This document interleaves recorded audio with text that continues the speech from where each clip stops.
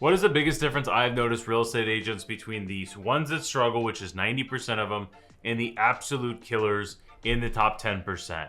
I bet you can spot the difference right off of the bat on this slide here. Now, this is a topic I actually went through with my entire team just this last week. We were talking about a topic I love to talk about with high producing agents or people that want to be high producing agents, which if you're watching this is probably you. And if you don't know who I am, my name is Christian Stubbs. I'm an owner of Onyx Homes. I run a team that has done over $800 million in sales just since 2020. And this is a topic I love with high producing agents. So let's go ahead and look at this slideshow. So what is the difference between this side over here and this side here? What's the difference? There's a line down the middle. I'm gonna let you pause, put in the comments, do whatever the thing is, but look at the difference. Strategy sessions, listing consultations, property tours, CMAs for listing consults, following up with your sales pipeline, prospecting for new clients. What does this activity sound like? Versus checking emails, scrolling the MLS, managing escrows, whatever that means. Avoid anything on Canva, which I ironically am on Canva right now, and talking to ChatGPT. What is the difference? Well, the difference is these are $10 an hour activities. These are things your virtual assistant can do for you, or frankly, these are things you really don't need to be doing, at least not being able to spend a ton of time on it. These are $10 an hour activities. These, on the other hand, are $1,000 an hour activities. This is the number one difference that is between the 90% of agents that struggle and the 10% that crush. So let's dive in. Number one, if I was to shadow, and remember, this is the message I give to my team, so this is not a personal attack on you. If I were to shadow you for a day, what would I see? How many hours worked was the first question. How many thousand of those hours worked? So let's say you put in a 10-hour day, you crushed it.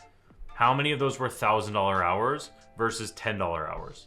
So if you worked 10 hours, I would venture to say most agents will do $1,000 or $2,000 hours a day, and the rest is busy work, meaning you really only work 2 hours a day. The very hard question, very hard for you to answer, is are you putting in not enough hours? That's not the question. Enough $1,000 hours in order to hit your actual goals, right? Or are we just staying busy? Are we on our phones? Are we checking emails? Are we just posting on social media being like, hey, I'm busy, look at me, I'm on my phone? Or are you doing consultations and getting agreements signed and actually making money, right? Busy does not equal money. I will tell you this from, I personally worked I worked 100 hours, well over 80 to 100 hours a week in my prime selling year. So I sold in 2020 and 21. I completely got out of sales at the end of 21, and I was working every hour of the day. And so much of my time was wasted doing $10 an hour activities. Now, mind you, I did a lot of $1,000 hour activities, which is why I sold over almost 800,000 in GCI in just my second year. Well over $1 million in my first two combined.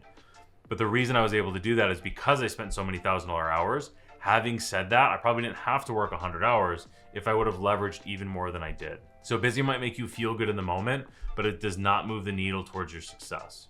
So productivity moves the needle. Consultations, appointments, consults, conversations, that is what turns into deals, period, the end. Top producers are not special. They just simply spend more time doing $1,000 hour activities than most agents. And the best agents out there only do $1,000 hour activities. So those agents that are making 7 figures, that's all they do is $1,000 an hour. So take a look at your priorities, aka your calendar. Now my calendar is going to look wildly different. This is just a screenshot of my calendar. Will look wildly different than yours will, because I'm not a salesperson anymore. I have a lot of different activities, but everything that's in my calendar is the most important thing. And this is the most white space I've seen on my calendar in a very long time. So here's my personal story of how I focused on my $1,000 hours in my career. So all my time in the beginning was prospecting, follow-up, and selling. That was it. I got to working about 16-hour days before I was at 2 in the morning doing paperwork. And I was like, you know what, this is crazy. I cannot keep this up. I'm wasting so much time. So I ended up hiring a assistant. I took 40 hours of shit off of my plate, pardon my French, and gave it to her. And the key takeaway, this does not work if you don't do this. I added 40 hours of sales back to my life, back to my business. And what ended up happening, those 40 hours were $1,000 hours. So go figure, sales doubled to about adding $40,000 a month into revenue. So sales doubled, and it wasn't like magic, right? It wasn't magic. So then I was spending so much time managing escrows because I was doing deals, which was somewhere between 5 to 10 at a time, and all of our agents deals because we were building out our team on top of this. So we hired our first in-house TC so that I wasn't doing all the paperwork and I wasn't managing the escrows nearly as much. And go figure, we nearly doubled sales again. Last thing I needed to do to peel off my plate was marketing. So we hired Carly, who is still our director of brand, and I added even more sales back in my plate because that stuff wasn't following on me. So had I kept selling, this was the end of 2021, we had a fork in the road decision of, do I want to keep selling and do I want to become the best real estate agent in Orange County? Or do we want to build a brand and a brokerage or a teamerage and invest all the time into the company? And we decided to go this route. Had I kept selling, we were ready to hire a driver so that literally I could be on the phone in between appointments. It literally cost me money to drive, literally, in gas, and I could have been making phone calls and doing way more deals had I not been behind the wheel driving to all these different appointments. So as I transitioned out of sales to strictly running the team, I brought on a showing agent. This was the takeaway I wish I would have learned 2 years earlier, is I cut all property tours from my calendar and sold the same amount of homes. And I worked a ton less hours. This is the thing I wish I would have unlocked because I might have kept selling at this point. I may have been able to 5x my production with leveraging assistants, leveraging my time, and then I would only be doing $1,000 activities, and ideally my assistants would only be doing $1,000 activities. So at a certain level, it took me 3 years in this business to learn this, is at a certain level, it's not about how hard you work, it's about how much you get out of what you actually do. It's about how much you get out of your time. So this is how I've structured our team, right? So we should all be focusing on selling.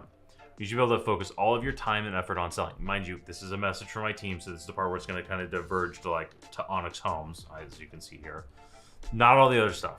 So if you want to be $1,000 an hour agent, here's what I highly, highly, highly recommend, is reading or listening to books, sales, marketing, mindset, money, right? Podcast, Founders Podcast is the best business podcast I think that's out there. And then Tom Ferry, obviously for real estate, Tom's the man. You should study the market. So you could simply watch 10 minutes of CNBC every day, and I think you'll have a good understanding of what's going on over the next few months. Stephen Thomas is a local guy that does reports for us. Check your hot sheet every day, right? Check your hot sheet as your new listings, you're up, back on the market, all that stuff. And then check the 10-year yield. If you want to be $1,000 an hour agent, this is the type of stuff they do.